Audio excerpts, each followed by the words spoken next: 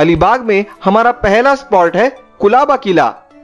अलीबाग बीच से नजदीक समुंदर के बीचों बीच ये किला साफ दिखाई देता है।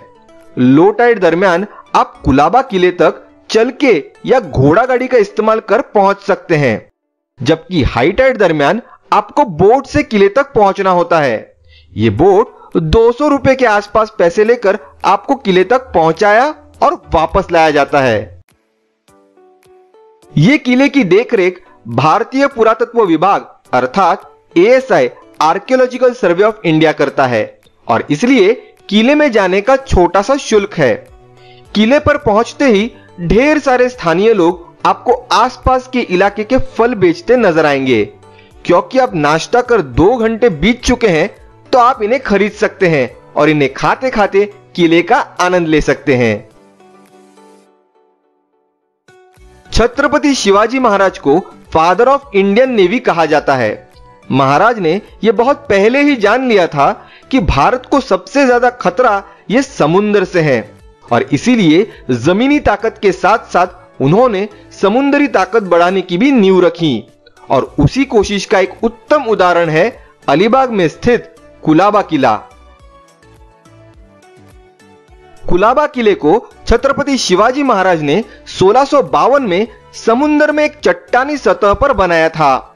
इसके रणनीतिक स्थान ने इसे एक प्रमुख नौसैनिक ठिकान और दुश्मन के सैनिकों पर हमला शुरू करने के लिए एक गढ़ के रूप में संचालित करने में मदद की।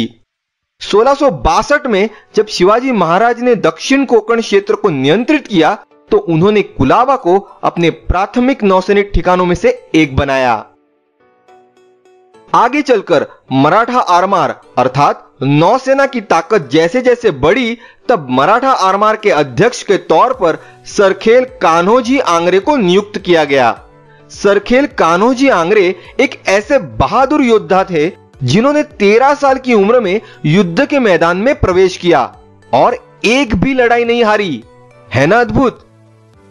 सरखेल कान्होजी आंग्रे मराठा साम्राज्य की नौसेना के सर्वप्रथम सेना नायक थे।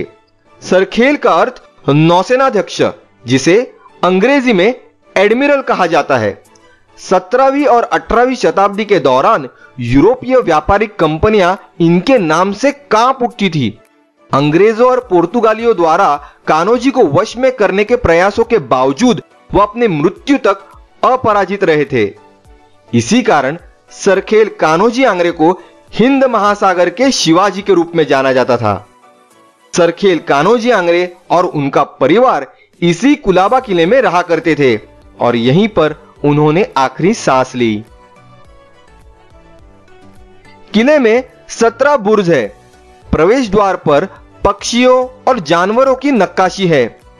किले के अंदर भगवान गणेश, शिवजी, श्री हनुमान और देवी भवानी जैसे विभिन्न देवताओं को समर्पित कुछ मंदिरें हैं।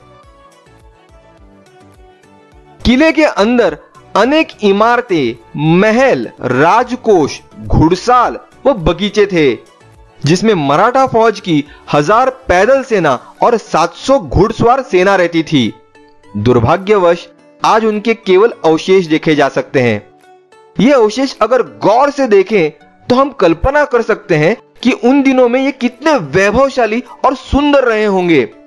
19वीं शताब्दी में जब अधिकांश भारत पर अंग्रेजी हुकूमत ने डेरा जमा लिया तब अंग्रेजों ने भारतीय संस्कृति को मिटाने का अथक प्रयत्न किया। इसी के चलते उन्होंने भारत में जीते कुलाबा जैसे कई किलों में आग लगाई।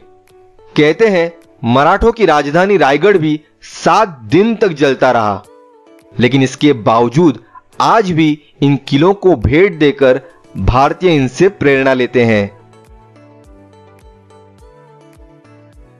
आज भी बुर्ज पर समंदर की ओर नजर गड़ाए कई तोपे देखे जा सकते हैं। किले में इस्तेमाल हेतु निर्माण किया गया पुष्करणी कुंड आज भी ढेर सारे मीठे पानी सहित देखा जा सकता है। कुलाबा किले की सैर करने के बाद हम काफी फ्रेश महसूस करते हैं और भारतीय होने पर तो हमें गर्व महसूस होता है।